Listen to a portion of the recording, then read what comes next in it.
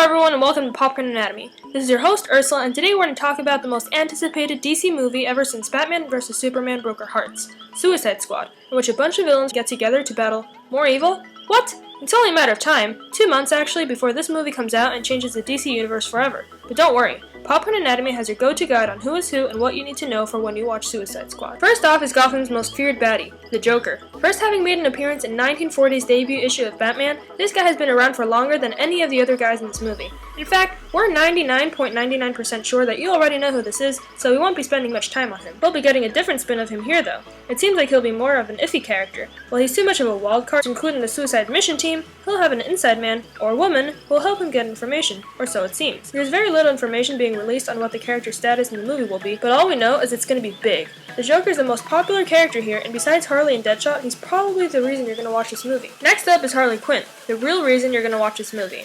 I know I said that about the Joker already, but fans have been excited for Harley's film appearance ever since the movie was announced, and unlike Joker, the casting choice and costume angered no one. She also seems to be the character who has the most screen time, at least in the trailers. What?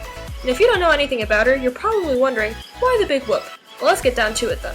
Her first comic appearance was in 1993's Batgirl Day 1, but she had already come out a year before in the animated series. Her story goes the following way. Originally, Harleen Quinzel, she was hired as a psychiatrist to work at the Arkham Asylum and study the Joker, but in learning to understand him, Dr. Quinzel fell in love with him through his mind games, developing an alter ego and becoming Harley Quinn, his partner in crime. However, in going crazy and becoming the Joker's partner, Harley also became submissive, letting her boss beat her down time and time again. That doesn't mean there haven't been moments where she gains common sense and abandons him. Suicide Squad offers several origin stories, including hers, and we might see her gain some independence as well. Getting people to act against their own self-interest is what I do for a living. Before we introduce anyone else, let's talk about Amanda Waller. This is the ruthless, high-ranking government official who creates the Suicide Squad. She's also kind of a bitch. An antagonist and occasional ally to the superheroes and villains of the DC universe, she's known for getting things her way, even if it involves negotiating with bad guys and doing illegal things of any sort. She creates the Suicide Squad because she says its members are disposable and can be blamed if anything goes wrong. Not all members of the Suicide Squad are bad guys forced to do good though. Rick Flag is one of the leaders of the squad along with Deadshot. He's a military man with PTSD who's an awesome fighter, but also very unstable. Reluctant to be working with criminals, he resents the Suicide Squad and won't admit that he and Deadshot have anything in common. Deadshot, Suicide Squad's other leader, is an assassin with a marksmanship as good as Rick Flag's. In the comic books, he was an adversary of Batman and introduced as a supervillain, although he has more recently taken the role of antihero. He's one of the more steady members of the squad over the years, as well as a fan favorite.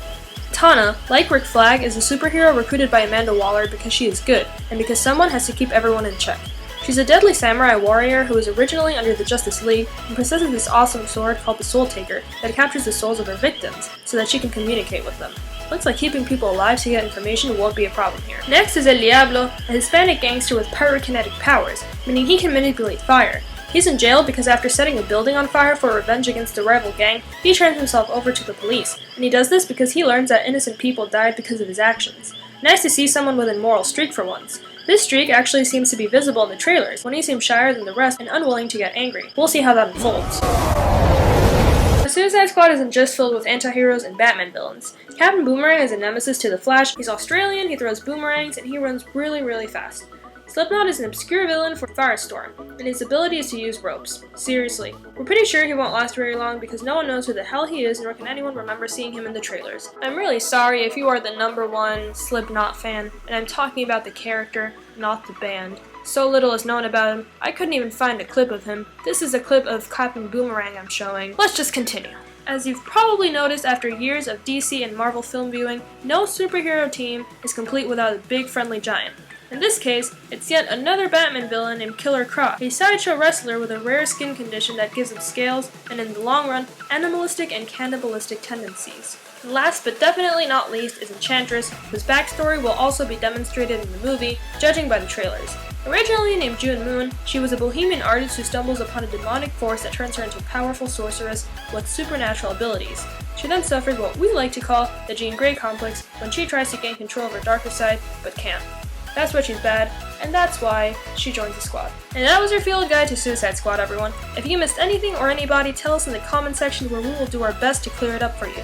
Also, tell us if there's anything you want us to talk about next. Subscribe to Popcorn Anatomy for more videos, theories, and analysis about your favorite shows and movies. We post new stuff every week. And speaking of, I am very sorry we weren't able to post last week, but you must understand humans get busy. We promise it won't happen anymore in the long run. In fact, be ready to expect more from us. See you next week on Popcorn Anatomy.